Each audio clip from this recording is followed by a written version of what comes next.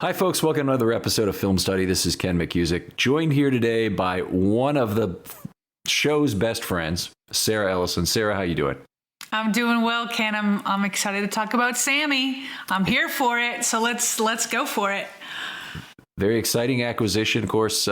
Sammy, 1 year, Sammy Watkins for $5 million plus, I believe, $1 million in incentives that are probably will shift that cap, but it's an exciting acquisition for what it is. The Ravens have not had too many youngish receivers that they have picked up in recent years. It's been mostly older guys. Sammy Watkins still has not turned 28.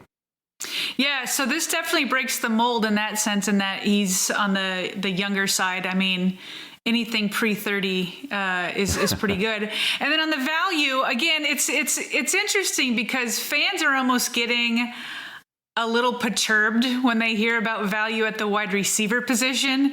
Now, we talked about it with Kevin Zeitler, and it's like, oh, that's great. But at the wide receiver, fans don't want to hear about that anymore because they just want to, blow it up and go get the top guy on the market. But the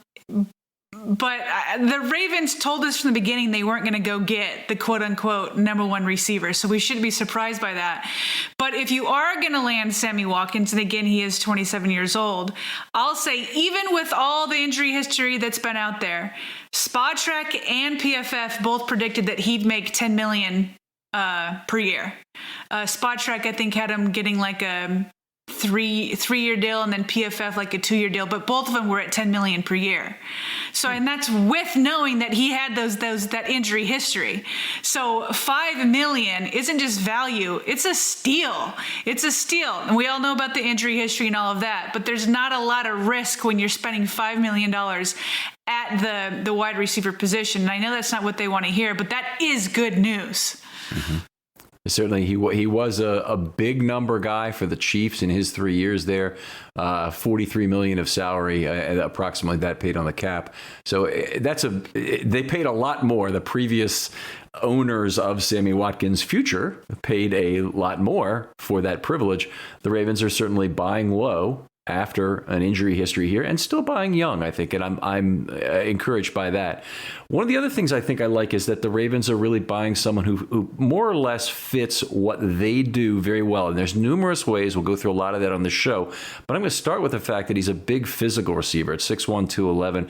There are guys who are taller, and there are guys certainly who weigh more, and Boykin is bigger and heavier still.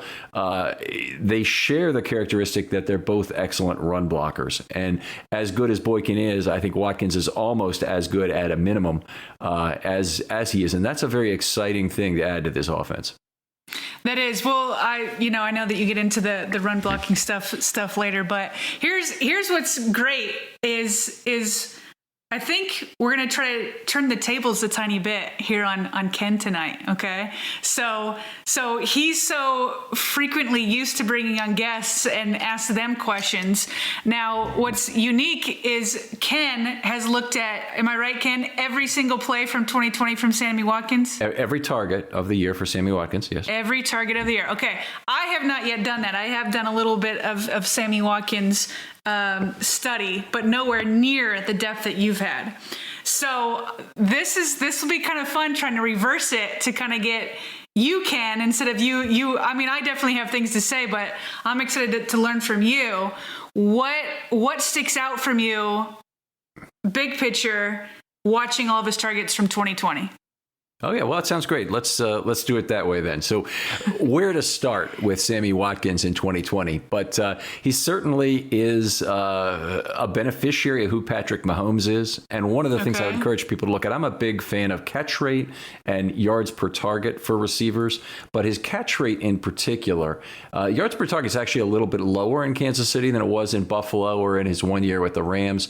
But his catch percentage was very consistent, a 55.5% catch percentage guy in his years prior to getting to Kansas City. At Kansas City in his 3 years there, 64.5% all of a sudden. So it's way up.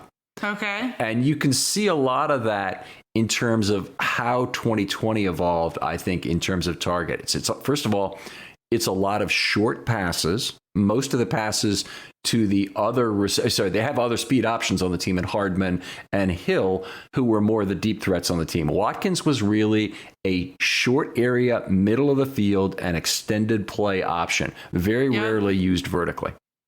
Yeah. Okay. So high catch percentage, and you think that is because of those short passes and because of Mahomes? Oh, it has yes, I'd say both of those things. I have a whole list of things that I think, influenced it positively and negative. I think the many short passes, there's a bunch of smoke routes and a bunch of times where they really took advantage of the fact that coverage was off on Watkins in particular. That I think is worth examining individually, but we'll come back to that.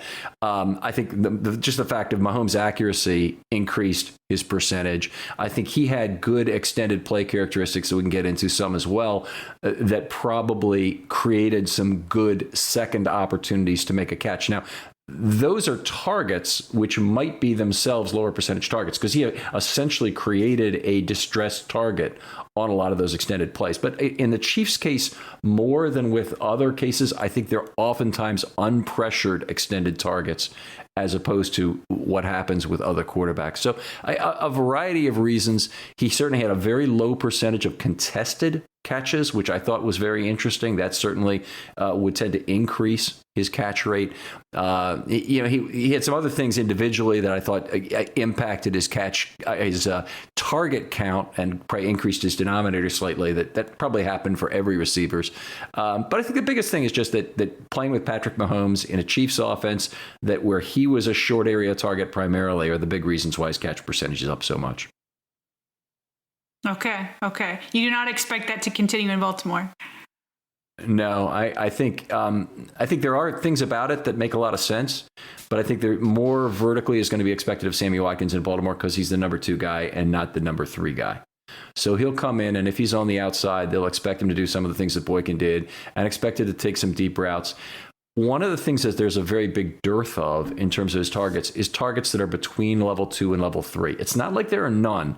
There are many fewer than you'd hope for a receiver like Watkins. A large percentage of his target share are these, 4-yard, 5-yard out routes where he has to try and do something after the catch, or a crossing pattern, or some movement off bunch, or a quick pass that's out of Mahomes' hand quickly because the defender is playing too deep on him, off the line of scrimmage. A lot of manipulation along the line of scrimmage with motion to try and get Watkins' shallower press guy onto an outside receiver, which then creates an opportunity for Mahomes to throw to Watson.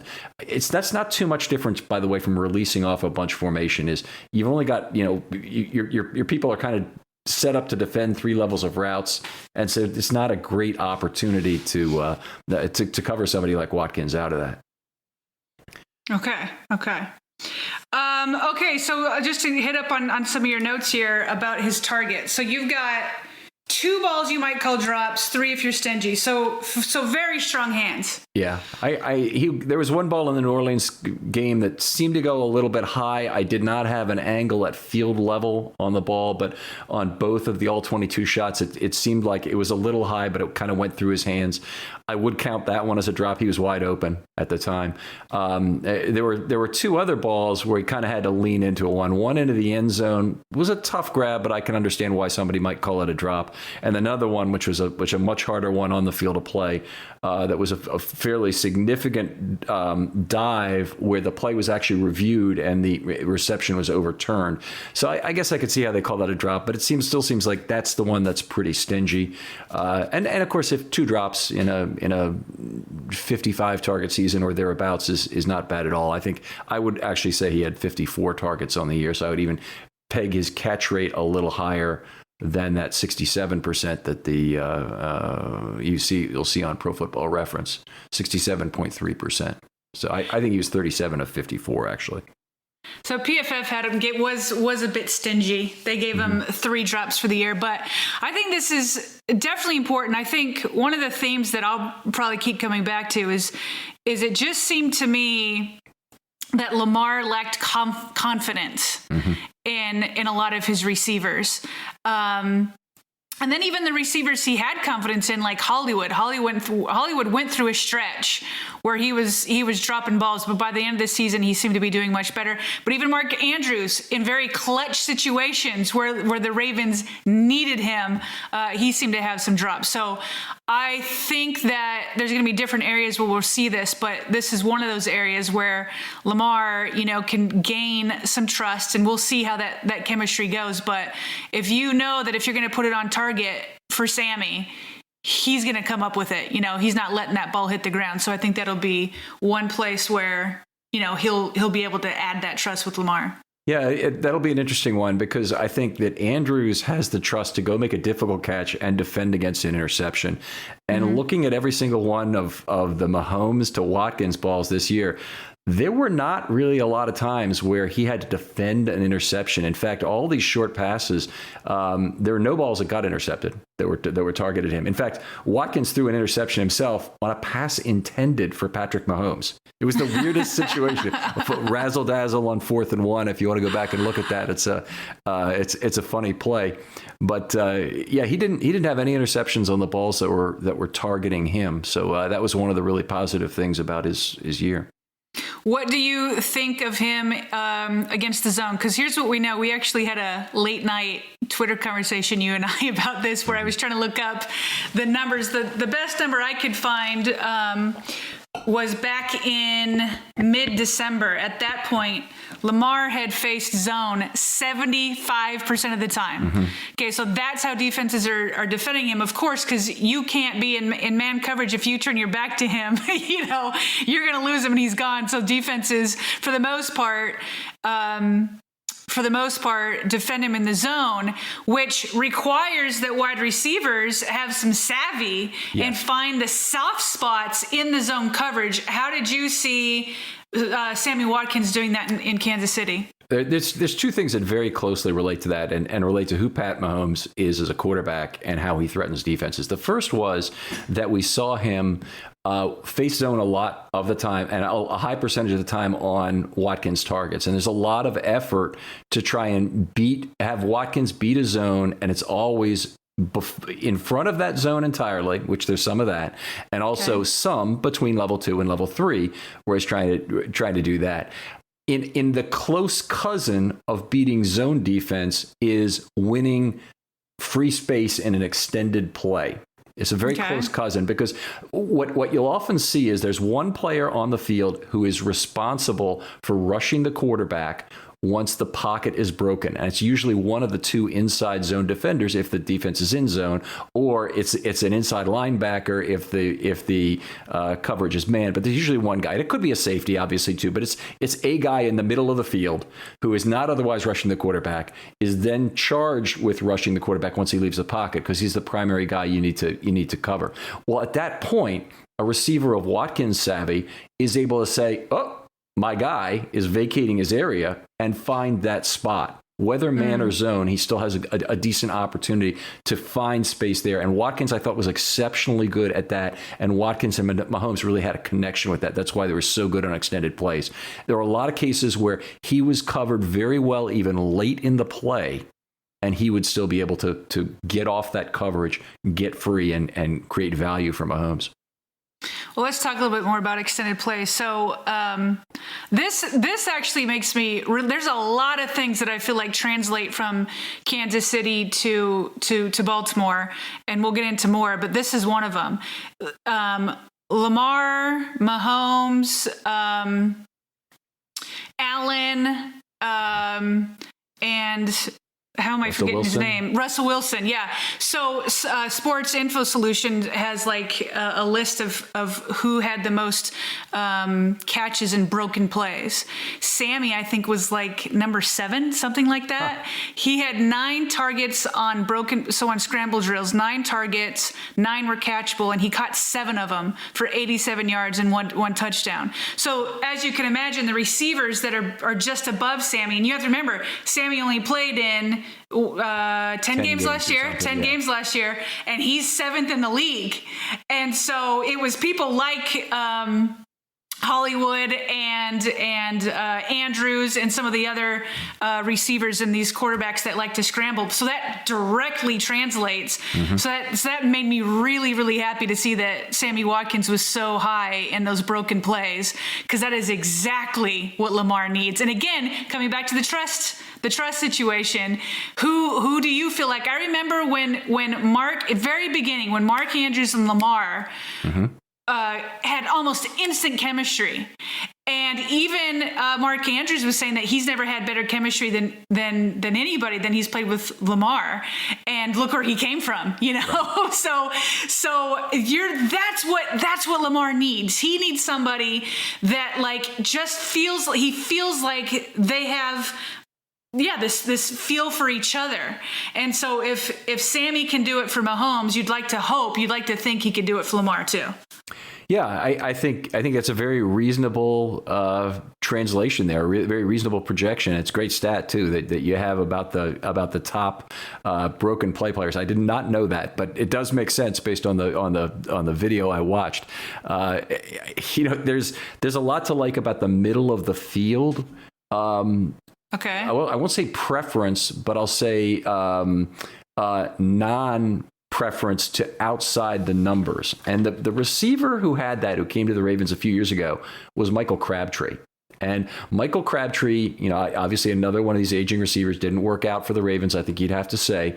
But Carr in Oakland used him as a security blanket. It held down his catch rate, and a lot of that was outside of the numbers. And the reason it was outside of the numbers was that's the place where he knew he could get Crabtree into a one-on-one situation and hope Crabtree would go up and get the football for him when he was hustling around to avoid pressure. And he said, I'm throwing it up for Crabtree. Okay. Watkins has not been in that situation. Mahomes has been able to pretty much pick defenses apart at will, as we know, and use his own legs to get out of trouble. And he'll throw a ball away occasionally that oftentimes is not attributed as a target to Watkins. And if it is, I'm sure it's less than most other quarterbacks have such throwaways to their receivers. But the point I'm going to make is that Watkins' job was never to be one-on-one on the outside with some other cornerback and be there for Mahomes to throw up a one-on-one ball. That's not how Mahomes operates. And I don't think it's how Lamar operates either. So I think him being very comfortable coming over the middle of the field, and he's got other characteristics which make him good there too, which we can talk about. But him coming back over the middle of the field is something I really like. I separated his 54 targets. I threw out one that I think was actually a target of Kelsey, but there are 54 other targets. And if you look at outside the left numbers, 12 of 54, so slightly more than 1/5. Between the left numbers and the left hash, 13. I'm sorry. Did you have something to say? No. I'm visualizing it. I'm going left over. Sorry, go ahead. I didn't pick up on that. Because I'm trying to put this in my mind. I'm sorry. Yeah. Go ahead. And remember, these areas are not exactly of equal size, but it's often a way that the field is divided into fifths. And it's certainly the way I've done it whenever I've been charting acquisitions and whatnot. The middle of the field between the hashes, 7 targets, which is a lot for one season at a high percentage of 54 because that area is smaller. Between the right hash and the right numbers, 14 balls. And so that's 34 of the 54 are between the numbers. And on the right outside the right numbers, 8 more targets. So first of all, he doesn't line up always on the same side of the field at all. He lines up slot. He lines up outside. The Chiefs are always trying to get a mismatch for someone, and oftentimes it's him. Sometimes it's Kelsey. Sometimes it's Hill. Sometimes it's trying to get Hardman deep. It's a lot of things. But oftentimes it's trying to get Watkins where nobody is really opposite him with the proper responsibilities off the ball, and then Mahomes will throw a quick target. And the fact that he lines up everywhere is, I think, has been really an asset. Obviously, Boykin has been, in particularly, a singularly left side outside receiver. So he doesn't have the flexibility that Watkins brings to the table in terms of he's in the game. You know something about how the Ravens are going to line up with Boykin. With Watkins, I don't think you know the same things at all.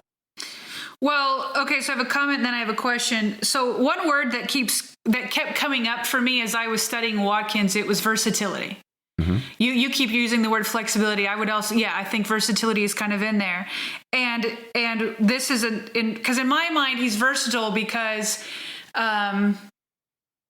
he still has burst. He's still a fast guy, but he's also a physical guy. He's not the most physical. He wasn't the most. Kelsey was the most physical, and he doesn't need to be the most physical here. That's going to be Andrews. Mm-hmm. He wasn't the fastest because that was Tyreek Hill and even Hardman. Yes. And he doesn't need to be the fastest here either because Hollywood and Duvernay, there's so much speed. But that doesn't mean he doesn't have speed, that he still doesn't have burst. Mm-hmm. He has it.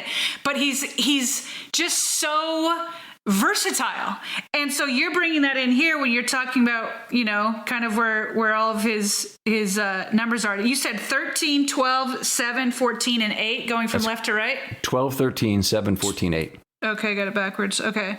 So again, so that's wonderful. Here's one thing that I have a question for you. Okay. So on the one hand, I think it's great. You've been pointing out how many receptions he gets in the middle of the field, because that's where Lamar's bread and butter is, right? Like just the middle of the field. That's and again, zone defenses, that's all great.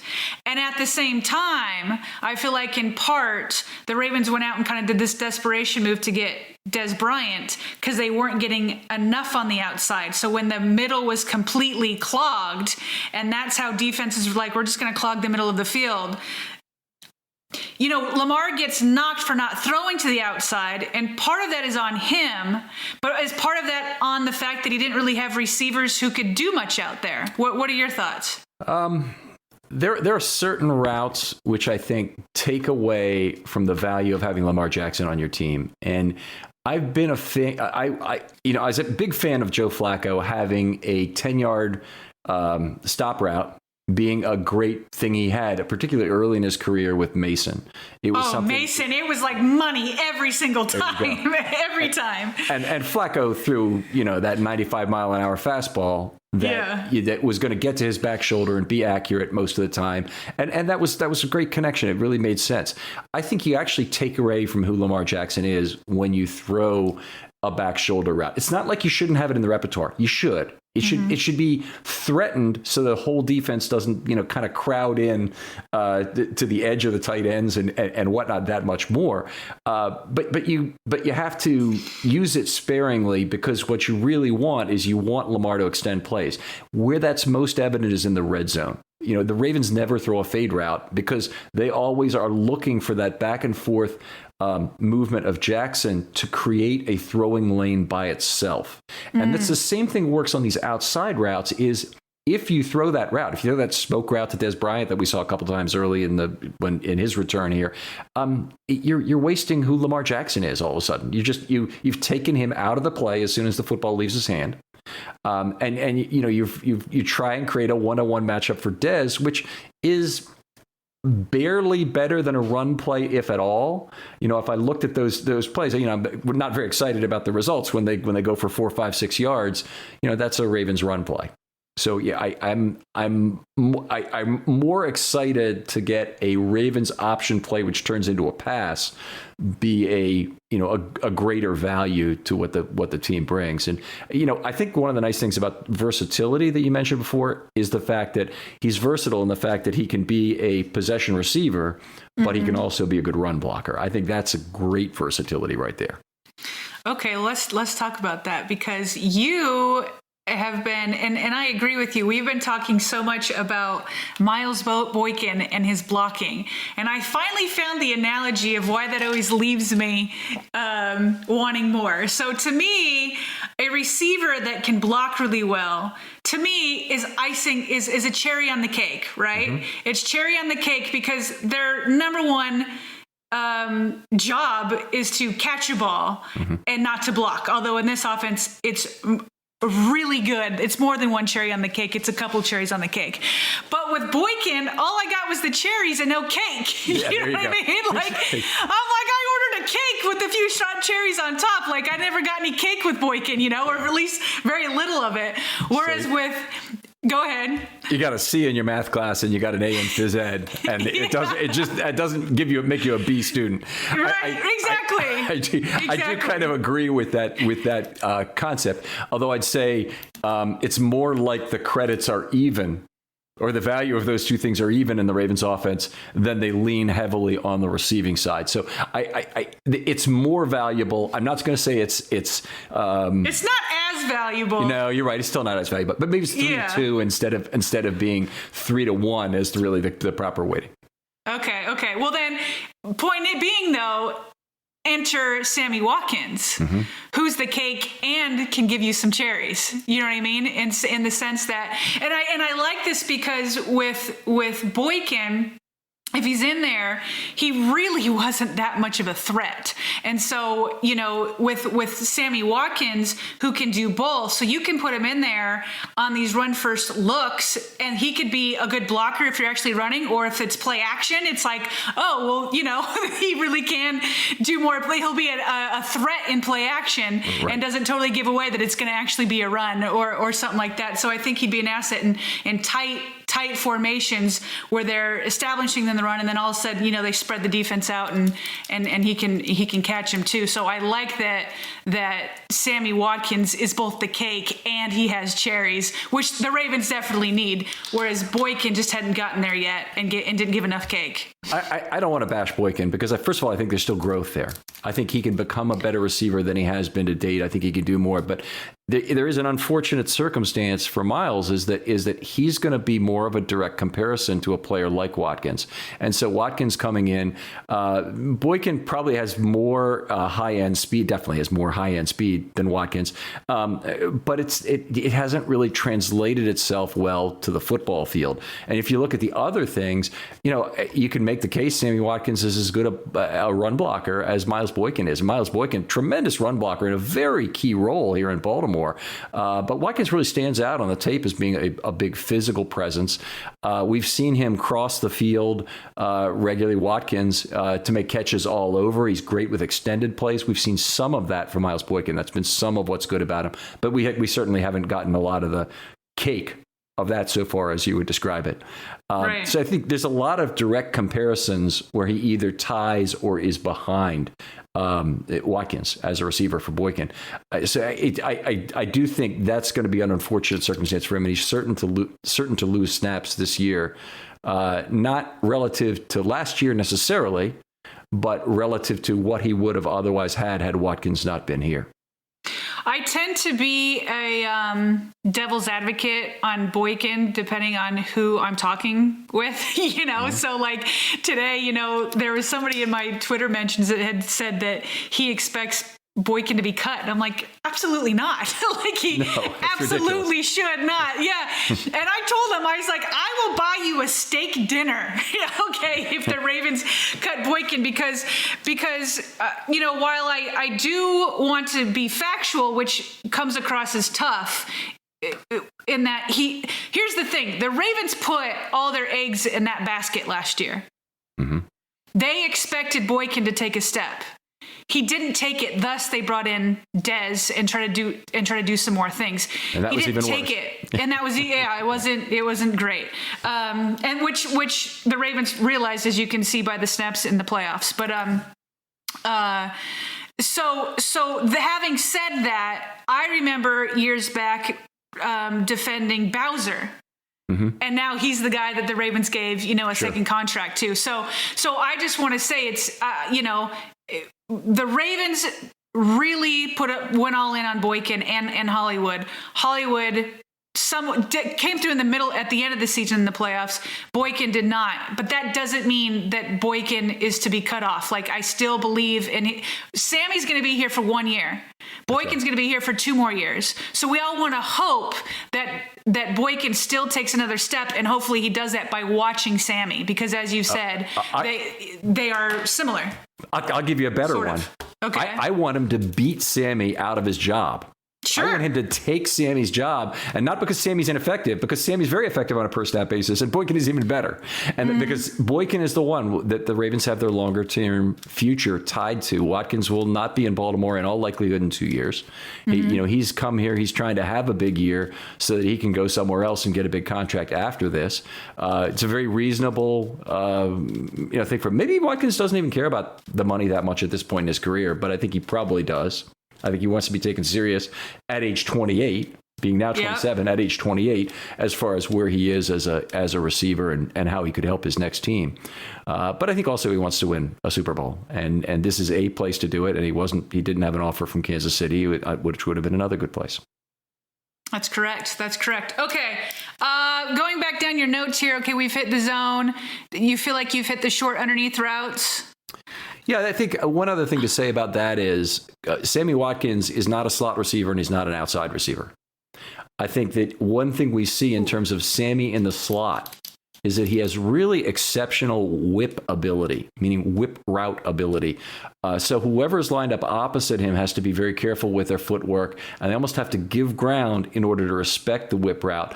And I don't think that I think he's not Wes Welker and he's not Edelman, but he's got good whip skills for a receiver. And the Ravens haven't had that in a while from a kind of a bigger physical guy, a guy who could turn one way, get the defender sit back to commit that way, then whip back the other way and create separation very quickly.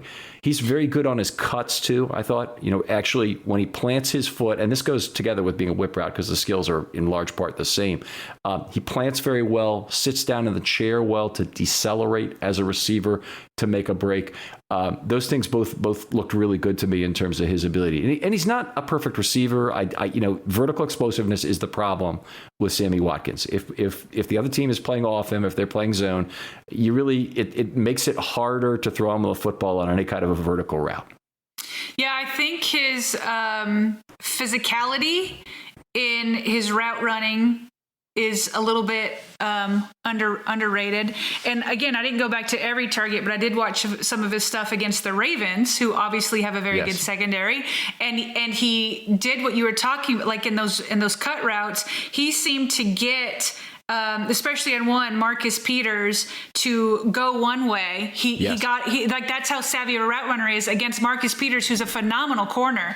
But he got Peters to go one way, and all of a sudden he cuts the other way, and he's open.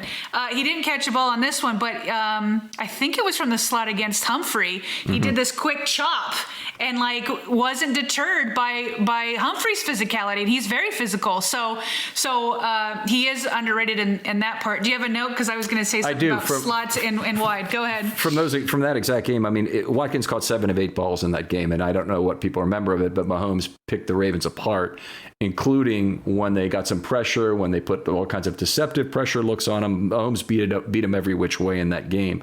But Watkins was exceptionally effective, and it was a lot of short passes. So if I look at the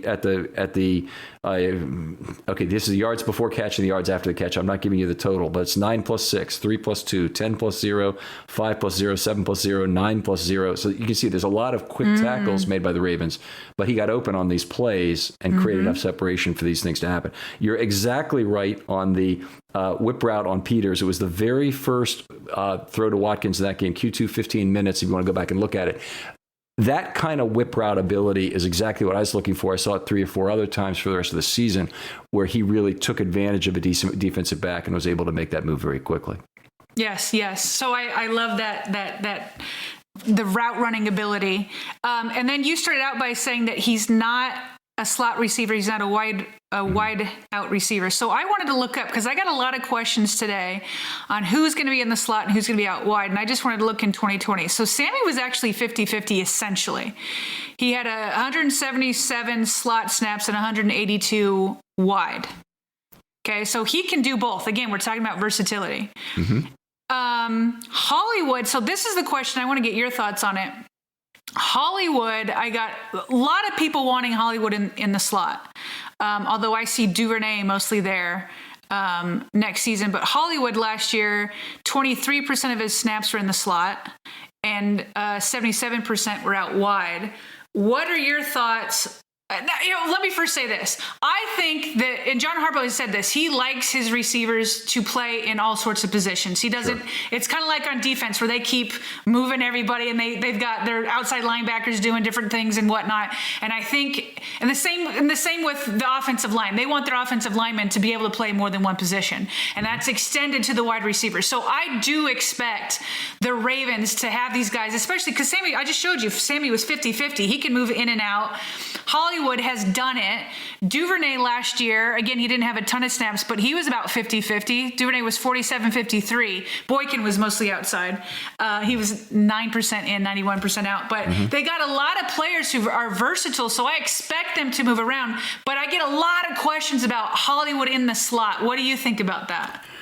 Yeah, I don't have a problem with it. There's two kind of components to it. The first is, what's his ability to create separation in the slot? And I think Hollywood has a lot of those abilities, but I don't know yet whether Hollywood has the same whip ability that Duvernay has for sure, but that Watkins might have to even a greater degree than Hollywood, even though Hollywood's faster. There's no doubt about that. I just don't know, because some of it's leverage reading. So he's got to look at his opponent and say, when do I have him? There, I got him. And immediately know that's the time to plant and go. Lamar does it extremely well with the run. So people in Baltimore are familiar, I'm sure, with what I'm talking about here. But I don't think you can necessarily project that onto Hollywood in the slot. We'd have to actually see it. And the second thing about Hollywood in the slot is the contact component. So if Hollywood gets separation, I don't have a problem with him, being a high probability to catch the football. I think that's always going to be true wherever he is on the field.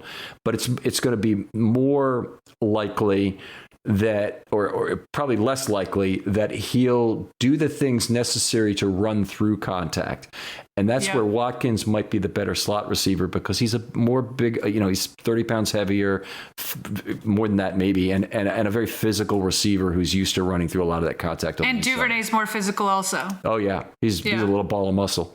Yeah. And Hollywood, he changed a little bit by the end of the year, but I mean, we saw Hollywood. He was tackling himself before he really got hit. In 19, definitely, and I was okay with that because he was coming off the foot injury. Sure. But did it in the beginning of 2020. But he finally got more yak and was pushing harder by the end of the year. But that's my concern about putting Hollywood in the slot. Also, is that physicality. Yeah. Okay. Just wanted to see where you were at on that. Let's see. You've got bunch formations. What's that all about? So the Steelers use it a lot. The Chiefs use it a lot. Is when you have 2 or 3 stacked or grouped receivers at one point on the field, and you run 3 routes off of that. It kind of gets to the point that you don't want the receiver to be all at the same place at the same time. Well, a bunch formation, you start with that, and then you try and use a rub or a pick to get one of your players free, or you use the confusion at the line of scrimmage, or the inability for them to cover all 3 levels and all 3 horizontal positions necessary to cover those routes. And so it's a difficult thing to cover. It creates challenges, puts stress on the defense, kind of like the Ravens run option concepts do. When they run a power read or whatever they might be running, you're giving the defense a couple different things they have to cover on the same play. The Chiefs ate the Ravens alive with bunch formations, and a lot of that was Patrick Queen not knowing where he was supposed to be in that game. But it wasn't only Patrick Queen. Let me put it that way. LJ Fort got lost on a bunch formation. I mean, there's all kinds of things to look through here that it was other players than just Patrick Queen. Not something the Ravens do a lot with the receivers, correct? Those bunch they do it a little bit, but they do it. They don't do it much. The Ravens have always been a fairly set group. And there's something else, is that in order to really run bunch formations, you need to have more receivers on the field. So if the Ravens are committing to 2 backs or a 21 or 12 personnel, it's more difficult to group your receivers all in one place, because remember now, if you have two in the backfield, you have to have 1 and 2 on each side to make sure you have a legal formation, because you're gotcha. 5. Yeah. Gotcha. Okay, we went over Edelman, Welker there. Contested balls, we touched on that for a little bit, but to dive a little bit deeper, it's interesting because I saw your note on that, so I went to go look it up, that he had very few contested balls in 2020. So I looked it up, and I found that Sammy Watkins had 4 contested targets. That's incredible. This is according to PFF, and 1 contested catch. But then I went back to 2019. He had 20 contested targets and 8 contested catches. What do you think the difference is there? That's an interesting thing, and I didn't look at his 2019 film, so I wouldn't be able to tell you what changed between those 2 seasons. But I'll say that based on him having a lot of short routes, a lot of, that's going to cut down on the number of contested. He's not getting jump balls deep, for example. That's an easy way to pick up contested targets. He's not getting a lot of those balls where the coverage has a chance to converge. He was getting a lot of short passes and a lot of good opportunities by Mahomes to run after the catch. And the 4 really stands out. I mean, you watch him play and it's like, boy, he gets decent separation on short routes. They scheme a lot to make sure that he's separated. So, I'd have a hard time really talking intelligently about it without seeing the 2019 film, but they just didn't use him as much vertically, which I think probably was part of what cut down on his number. It's probably part of it. So what's interesting is I also looked up, and I didn't write it down, I should have. I also looked up Kelsey's contested catches because I'd figured he'd have the most, and he did, but it still paled in comparison. Mark Andrews last year. That's what I want to know. Yeah, is 30 contested catch targets. 30, which I wish I wrote it down, but Kelsey wasn't even in there, and he caught 15 of them. Hollywood Brown had 11 contested catches and only caught 3 of them. And so, and I could be wrong. I feel like, maybe part of the reason why there weren't a lot of contested catches is because Mahomes had like a million receivers. Yes. And he could pick which one that was going to be open. You know what I mean? He could see who's got the double team, who doesn't. Whereas Lamar very clearly trusted Mark Andrews the most. And even when he was covered, he'd throw it to him anyway, because he'd know that a covered Mark Andrews would probably come down with it more than an uncovered, whatever. I won't say anybody else's name because I keep bashing him. but you get what I mean. Yeah. Let's do a little math with that. You said it was 13 out of 30 uncontested. That's what you said? He caught 15 out of, Mark Andrews? Yes, he caught 15 on 30 targets. Yeah, contested. Okay, so I'm going to do a little math. When I subtract the 30 from his targets and the 15 from his receptions, he goes 43 for 58, 74% catch rate.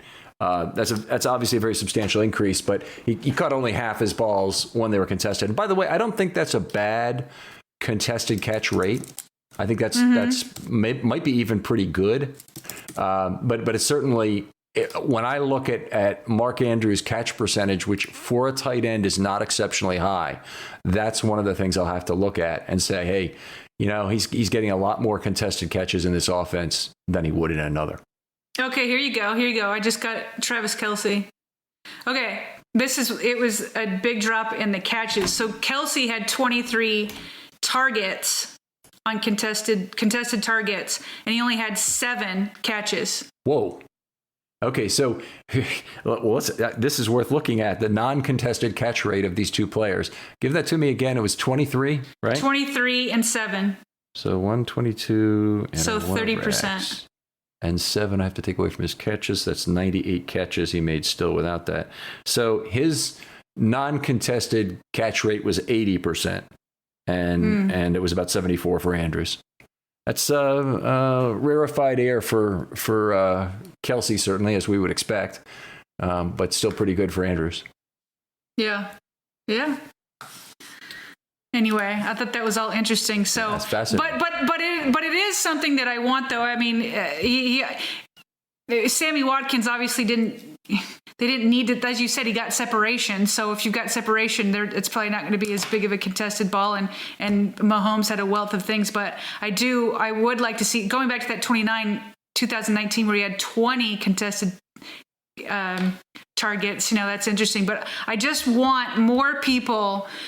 Lamar makes everybody look so good. I want more people that's going to make Lamar look good. And I'm really hoping that Sammy can do that, because that's what Mark Andrews does when he's not open.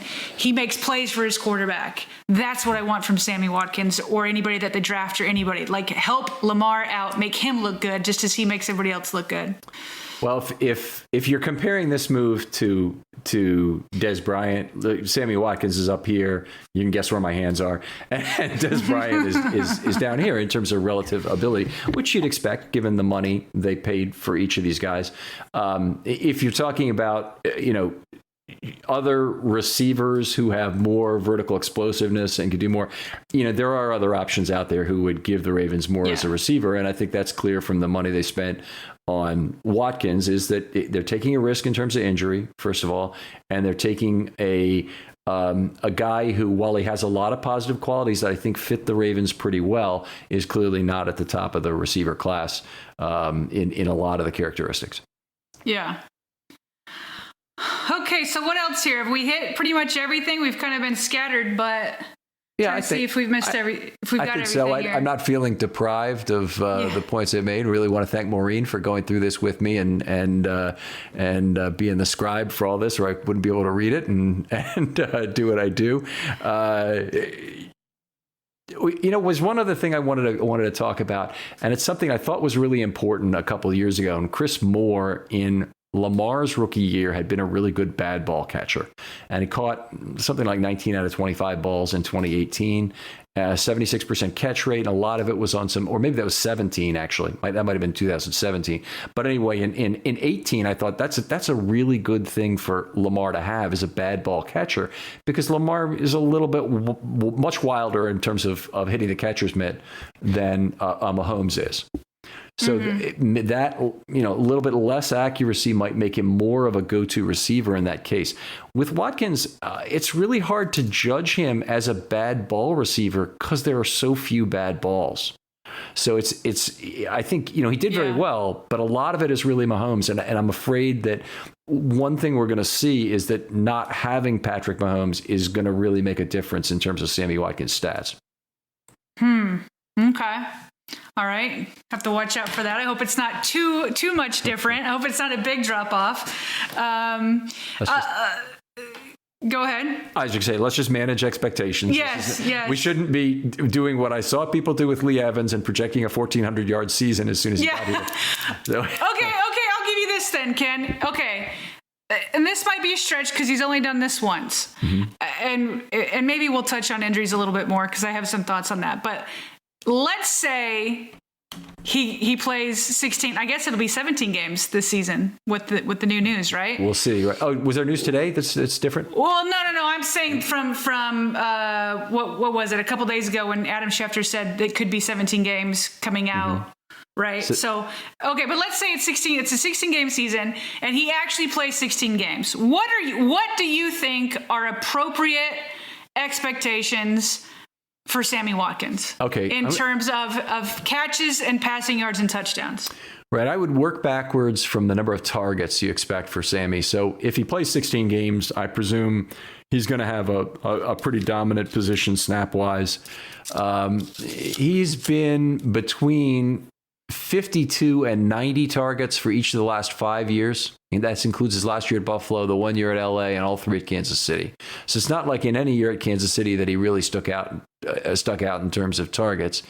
If you're already guaranteeing he plays 16 games, he hasn't done that since his rookie year. So the last 5 years, he's played 8, 15, 10, 14, and 10 games. I think it's about an average of 12 games for his whole career. That sounds about right. Yep. Yeah.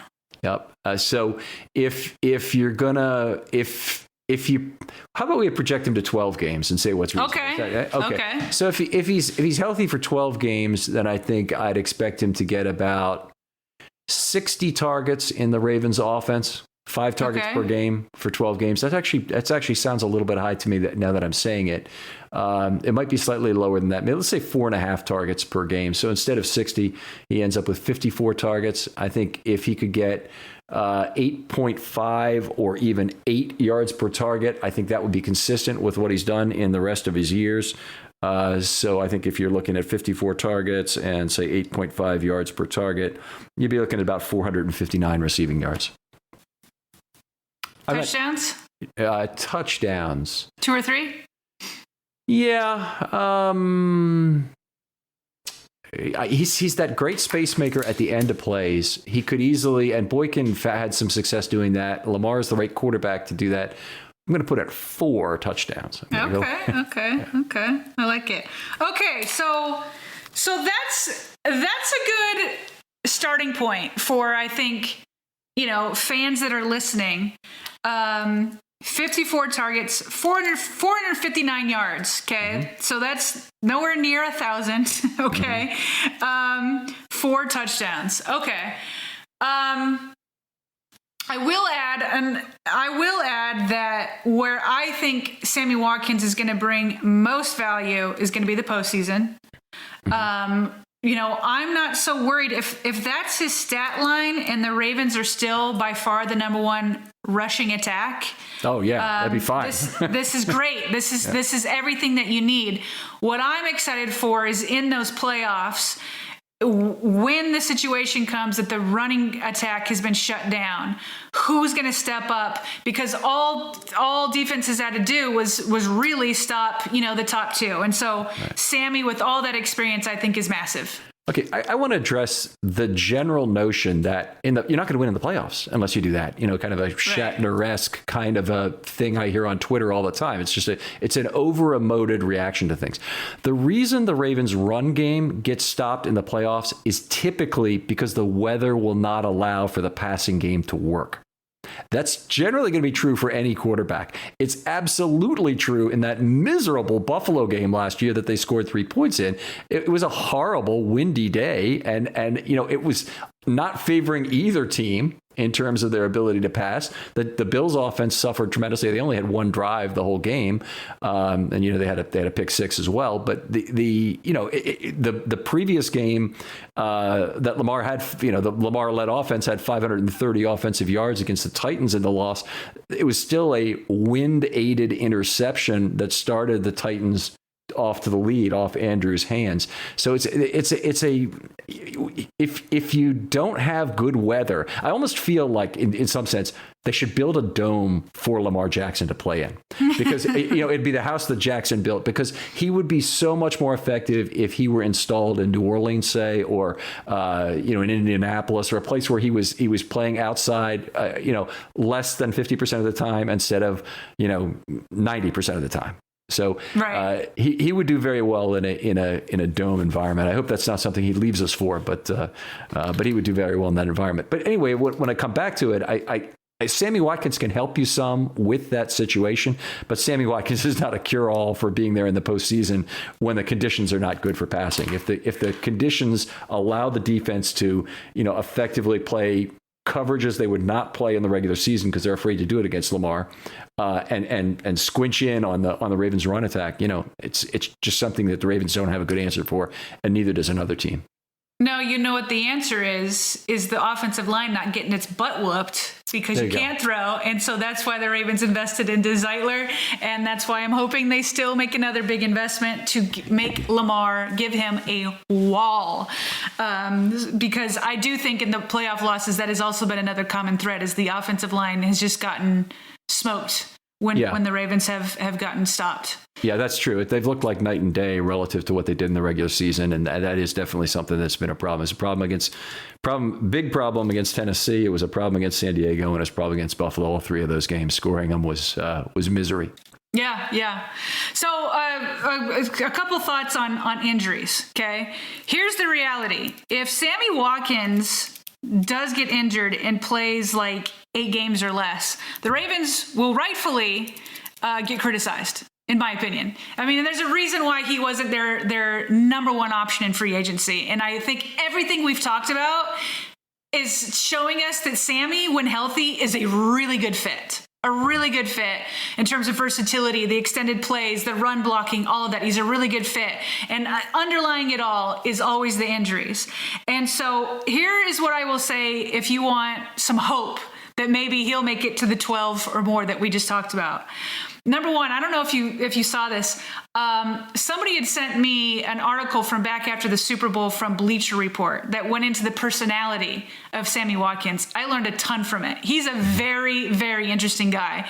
This whole article is about Sammy is very into good versus evil spirits, demons, all that kind of stuff, and he sees it, and it's, I mean, he said in there, he goes, I know people think I'm weird, aliens, stuff like that, and he would talk about how Andy Reid and Mahomes were really good to him, like Andy Reid, I could see him totally be like, I guess in a practice, he's like, hey, those aliens, like, would like joke with him about it. And the whole team knew about it. The receiving room knew about it. So he's still like that. He's a very interesting dude, very deep, very talkative, very deep.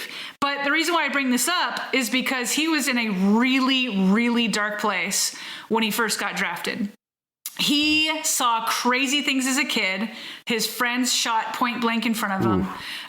Some of his family members and friends at the time were put into jail for really, and he went into a deep depression. He said in his first couple years in Buffalo, he like emphasized this. He went out and got wasted.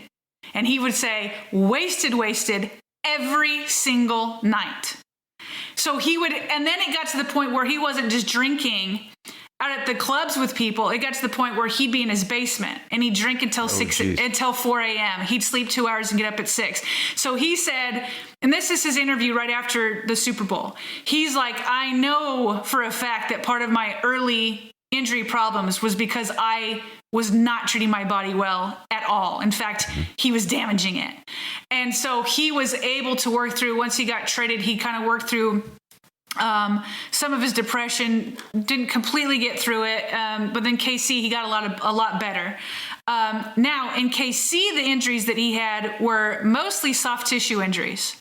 Now, Ken, you know this, the Ravens went through a couple years where they kept having injury after injury, and they were soft tissue injuries. And that's why they brought in, help me with his name, the strength and conditioning coach, Saunders. Okay. And ever since he took over, the Ravens have dramatically cut down on their soft tissue injuries. So the reason why I bring that up, this is just the optimistic side, okay, if you need some optimism with it, is you'd like to think those bigger injuries from as early of the year, if you're to believe him and he was treating his body wrong, that's going to hurt you.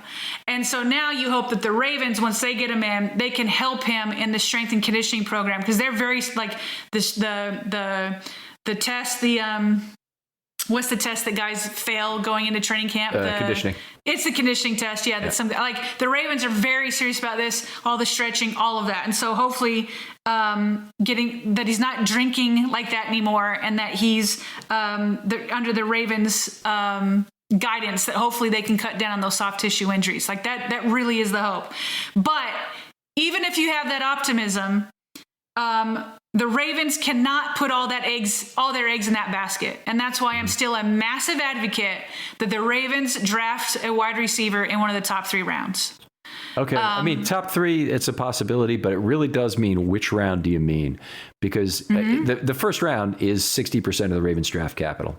The second round is another big slice of the Ravens' remaining draft capital. And so people will say we need to draft one of the top 3 rounds. Okay, Ravens had a lot of success drafting in the mid rounds over the years.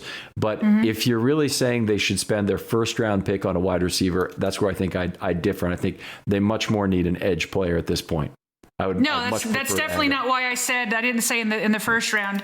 And I say that because it seems to me, as I look back, the Ravens have drafted a number of first round receivers, and then there's a ton of those 4th, 5th, and 6th round receivers. And they haven't worked out very often. And so I leave it open with the top 3, and I know that's a pretty big window, but I don't want it to be the 4th round or back, because those haven't worked out ever, and even some of the first rounders and the higher rounds ones. But the reason why I say top 3 is because they have enough needs that they don't need a stretch, right? Like you said, the edge defender, an interior offensive lineman, or a wide receiver are all, pretty decent needs. Or if it's a tight end, I guess I'd be happy in the top 3 rounds. If it's not a wide receiver, then you get another tight end. But my point is the way the Ravens put all their eggs in the basket on their 2 second-year players, I don't want to see repeated with Sami. Okay, I want the depth there to be like, you know what? We realize Especially because injuries can happen to any football player at any time. Sure. But you can't deny the fact that it's happened more to Sammy Watkins than anybody else. So I really like this signing if they have the depth. And Miles Boykin is one. If Sammy Watkins were to get injured, then Boykin will go back to his same role or a similar role to last year. But I want another physical, big-bodied wide receiver in those first 3 rounds. And I know it's a big window, but I'm saying I don't want it in the 4 through 7.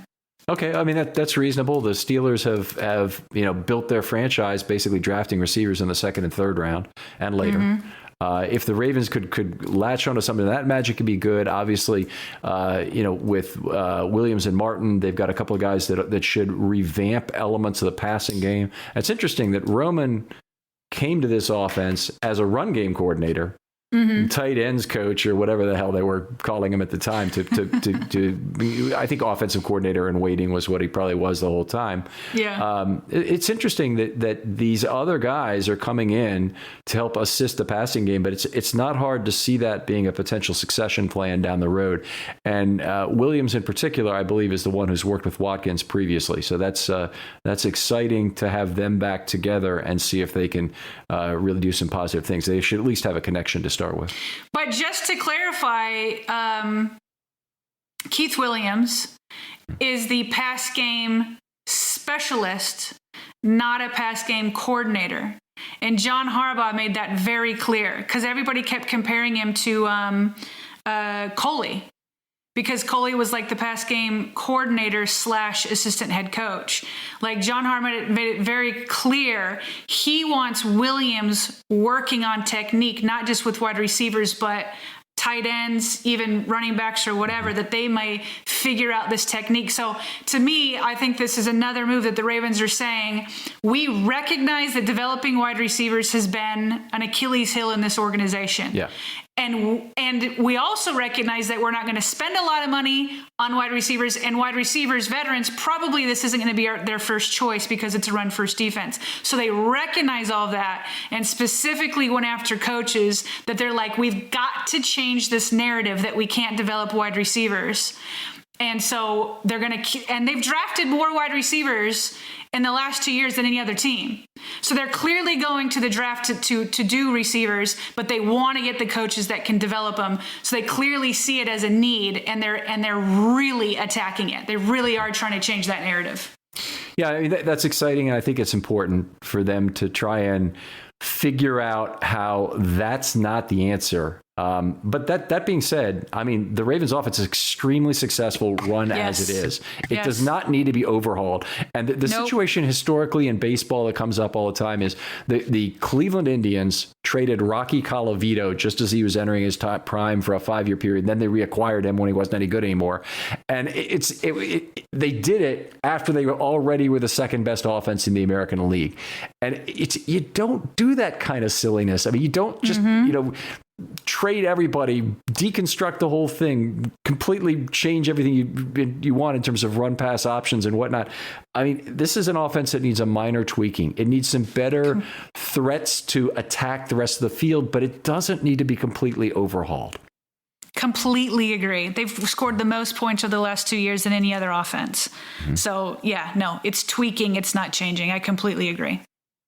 All right. Outstanding. Sarah, it's so much pleasure to have a conversation with you about football. It's just one of the most fun things I ever do.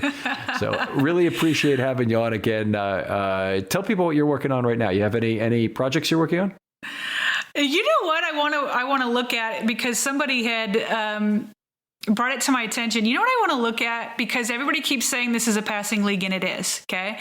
But somebody had tweeted me today some superficial research, and I want to look into it, on how many teams won the Super Bowl after they spent a bunch of money on free agent wide receivers. And it was like none in the last 20 years. Okay. So is it a passing league because of your quarterback, or is it a passing league because of the wide receivers? Yeah. And so what I want to look into is the highest paid wide receiving teams and how many of them went deep? Like, how deep did they get into the playoffs? It's a great study. I'd love to discuss that with you because I just like to look at every free agent wide receiver move and see how many of those ever really pay off on a per dollar basis. Right. I mean, that would be an interesting thing to try and chart as well. Because I mean, a lot of times it's a bad team that needs to try and patch a hole. So I'm not sure that you can really, or like you say, it's quarterback driven. So the quarterback's already there and he's making all the receivers look good, like Lamar was in 2019, say. So it's not that's driving your equation, but I think it would still be fun to look at receivers and try and understand how much return did teams get on them after signing big free agent deals. And I guarantee you, it's not good. Right. It's not good. And if it is good, it's probably an outlier, but that's what I need to look into to make sure, because all I kept hearing this since the Ravens season ended. They gave D Hopkins to Tyler Murray. And then for Allen, they gave him, everybody. Yeah. And of course their passing numbers went up, but what did Tyler Murray do? And I'm sorry, but Allen made it one more game than the Ravens. And as you said, it's not like their passing game was really that great, in that weather. And so really, that's what everybody keeps saying is the secret for the Ravens is this number one wide receiver. Spend big, go for it. Stop being cheap on the wide receivers. But I want to look at this league wide and really see, is it the wide receivers or is it just because the quarterbacks are that good? Right. That are winning the Super Bowls. So anyway, that's it. But then otherwise I'm on Twitter, SG Ellison. Okay. to answer your question on what I'm working on. Short and to the point. Really appreciate that. She's very active on Twitter. Make sure you engage her because she'll get in a good long discussion with you. She won't just let the point drop. And I appreciate people who contact me on Twitter as well too. And I try to be as responsive as I can. Oftentimes, if I like your comment, it means I understand and we've talked about this before a little bit, but I understand your position and I appreciate that you responded to I don't necessarily agree with what you're saying, but that's okay because everyone's entitled to their opinion and should do it there. It doesn't usually help to continually be hounding on the same points. That usually does not help, but have at it if you need to. Have at it and make yourself feel better. Sarah, pleasure having you on again. I hope we'll have you on lots during this off season because there's lots of opportunity to talk about stuff. But thanks for doing this show on particularly on short notice and being so informed in terms of what's going on. Sure thing. I can't believe we just did an hour and 6 minutes on one player. So that's just you and me, Ken. All right. It's always a pleasure. We'll talk to you next time on Film Study.